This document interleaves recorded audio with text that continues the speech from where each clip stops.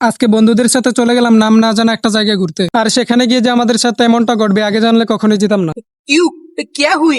আমরা আগে থেকেই প্ল্যান করে রেখেছিলাম আজকে ঘুরতে যাব, তাই নয়ন ওর R15 নিয়ে চলে আসে আমার কাছে। এরপর ওর R15 বসে আমরা চলে যাই বাজারে। বাজারে আসার পরেই দেখি বৃষ্টি শুরু হয়ে গেছে, আর আমরা এখানে দাঁড়িয়ে একটা অসম্মানিত ব্যক্তির জন্য অপেক্ষা করতেছি। মানে ভাই, ও আসবে বলে পুরো 30 মিনিট আমাদের বৃষ্টির ভিতর দাঁড়া করিয়ে রাখছে, আর আমরাও ওকে সযত্নে একটু ভালোবাসা দিয়ে দিলাম।